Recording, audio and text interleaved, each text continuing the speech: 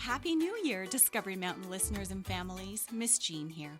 As you make plans for 2025, plan to take your favorite Discovery Mountain friends along with you. Click the Shop tab at the top of our homepage to find the digital download option for Follow the Star. That's our most recent season. And you'll find the rest of the seasons there too. These MP3 files will go with you wherever you are this new year. Take your friends from Discovery Mountain with you on all your expeditions and keep exercising your faith.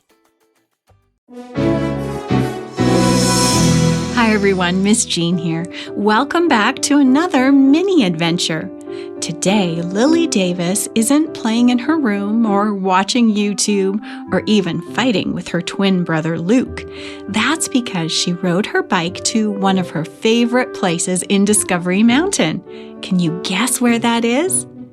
No, she didn't bike to Truckers to buy a smoothie, and she didn't pedal over to Miss Michelle's to have a freshly baked brownie. Now, don't get the wrong idea, Lily likes all of those places, but Lily's absolute favorite place to be is the Discovery Mountain Library. She's there right now, sitting quietly at a table in the Science and Nature section. Lily's focused on a book about fish. Let's listen and find out just what has her so fascinated. Hi, Lily. Huh? Oh, hi, Addison.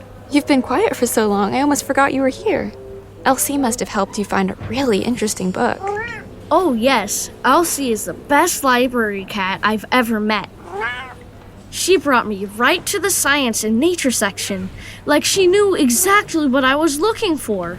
Well, that might be because the Science and Nature area is the only place in the library you ever go. Oh, good point. But Elsie is an awfully smart cat. Did you know that she's learned how to ring the call bell at the front desk? She has? Yeah, she does it to get my attention when she wants a treat.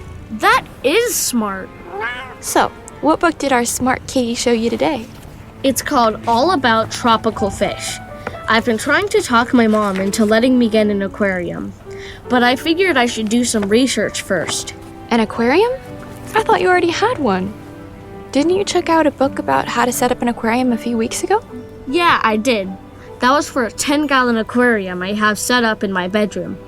I've got a few neon tetras and a zebra Danios in it, and a panda corridora that helps keep the tank clean. Then what are you researching today? I want something bigger and better. You want something bigger than a 10-gallon tank? Not just bigger, better. Better how? I want a saltwater aquarium so I can get some really cool fish, like clown gobies or coral beauty angelfish. So that's what kept your interest for so long. You're researching what kinds of fish to keep in a saltwater aquarium. Well, I was. What do you mean? I kind of got distracted. Went down a rabbit hole, huh? Rabbit hole? Addison, I'm pretty sure fish couldn't survive in a rabbit hole. It's just an expression, Lily. It means you start looking up one topic and then get interested in something completely different. That sounds about right. I started out reading about saltwater aquariums, but now I've been reading about pufferfish. Pufferfish? Oh, those are the ones that are poisonous. This book says that most varieties are highly toxic, but some people eat them anyway. Can you believe that? Eat them? How can you eat them if they're poisonous? They have to be prepared by specially trained chefs who know exactly which parts are safe to eat and which ones aren't. No, thank you. Yuck. Want to know the most interesting thing about the pufferfish? More interesting than the fact that they might kill you if you're foolish enough to try eating one? Way more interesting. See, scuba divers discovered these really big, fancy circles carved into the sand. The circles were decorated with all these lines in the middle, like a maze. Well, the scuba divers were making sand sculptures? No, the scuba divers found the sculptures off the coast of some islands near Japan. The sculptures were underwater. Some of them were like 100 feet deep. Wow. Who carved sculptures that deep down in the ocean? Pufferfish. Pufferfish? Yes, For a long time, nobody knew who made them. Then a team of scientists finally discovered it was pufferfish. But how can fish make sand sculptures? They don't have hands. They use their body and fins and even their mouths. They use their mouths to carve sand? Ugh. Well, the fish must not think it's yucky. How exactly do they do it? First, they use their bellies to get down in the sand and carve a circle. Then, they wave their fins and use their mouths to move sand around and make all kinds of lines inside the circle. Oh, that's so cool. Look at how big the circles are. Some of them are 6 feet across, and pufferfish are only about 4 inches long. It takes them a whole week to make each circle. But why? Why do they spend so much time and energy to make fancy circles in the sand?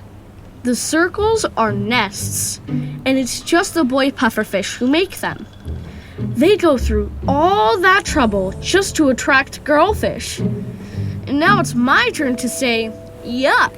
Well, yucky or not, you have to admit it's impressive that a boy pufferfish works so hard to build a home beautiful enough to attract a female. I guess so. You know, those pufferfish remind me of something Jesus said. They do? Yeah. One day Jesus was talking about what kind of people we should be, and he said that we should be fishers of men, or people. Fishers of people? What does that mean? Well, what do fishermen work hard to find? Well, that's easy. Fish. And as Christians, we're supposed to work hard to find people we can teach about Jesus. Oh, I get it. But how exactly can we do that? Firstly, we have to go where there are people who don't already know about Jesus. Like way out in the mission field? Sometimes God calls us there, but most of the time, we don't have to go that far. We don't? Nope. There are people all around us who don't know about God. You might have someone in your neighborhood or even in your own family. So I just find someone and start talking about Jesus? Yeah, but people are not only listening to your words, they're watching your actions, how you treat other people, that kind of stuff. Does that mean even the way I treat my twin brother Luke? Maybe especially the way you treat Luke. Are you sure? I'm very sure. Those are the things that will bait the hook and draw people to you. And once they're drawn to you, they'll be drawn to your God. That sounds hard. Well, sometimes it might be. But just think what could happen if we worked as hard to attract people to Jesus as those little pufferfish work to attract a mate. I guess I have some work to do to be a fisher of men. Starting with being nicer to Luke. This is gonna be a lot harder than building a sand sculpture house. Well, I'll leave you to your aquarium research. Is there an aquarium big enough for people? I mean, if I'm gonna be a fisher of people, then... Lily, you don't keep people in an aquarium. I'm just teasing, Addison. Thanks for talking to me today. Anytime, Lily. Well, listeners, what do you think about being fishers of people? You can find where Jesus said that in the book of Matthew chapter 4, verse 19. And right after that, in Matthew 5:16, Jesus said, "In the same way, let your light shine before others, that they may see your good deeds and glorify your Father in heaven." Did you catch that? Your good deeds don't just make you look good, they glorify your Father in heaven. When people around you notice how kind and generous and helpful you are, they'll be attracted to the God who helps you be all of those things. And so exercise your faith this week and try to make your actions as beautiful and attractive as the fancy homes that God's tiny pufferfish build.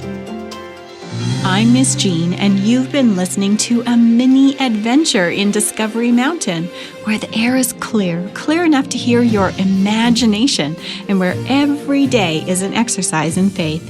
Visit us at discoverymountain.com to send us a message and listen to full episodes on demand.